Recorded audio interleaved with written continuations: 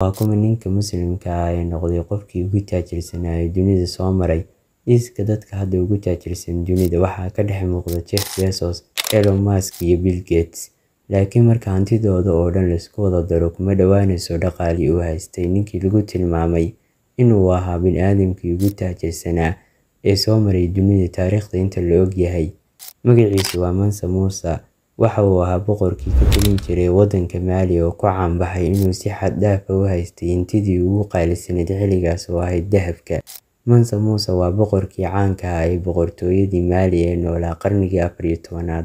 Mansa Musa waxa uu dhashay sanadu markay ahayd 1980kii. Waxa uu ka tirsanaa boqortooyadii Maali taas oo ku taalay gobolka galbeedka Afrika. Mansa Musa waxa uu xukunka qabtay 1312kii kadib geerida aabihiis. Waxa uu ku caan ahaa hanti aad u badan iyo awood xooggan.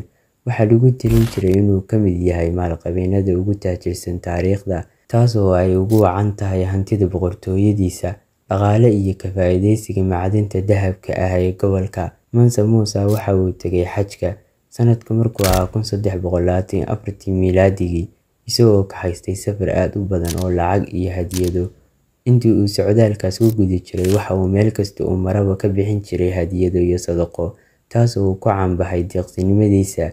Socdaalkiisii Maka waxa uu saameyn weyn ku reebay caalamka Islaamka, waxa uuna soo jiitay indhaha wadamo badan iyo ilbaxnimo kale.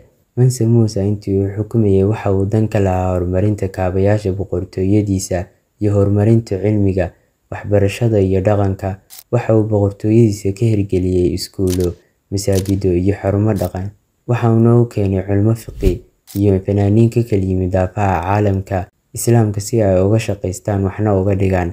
Mansa Musa waxa uu dhintay sanadii markay ahayd 1337. Dhimashadiisii kadib waxaa xukunka kala wareegay wiilkiisa Magan Kankan Musa. Mansa Musa ayaa lagu tiriyaa mid ka mid ah shakhsiyaadka taariikhiga ah ee caanka ka ah Afrika iyo caalamka Islaamka, wuxuuna saameyn weyn ku leeyahay guud ahaan dhaqanka iyo taariikhda Maali iyo Afrika.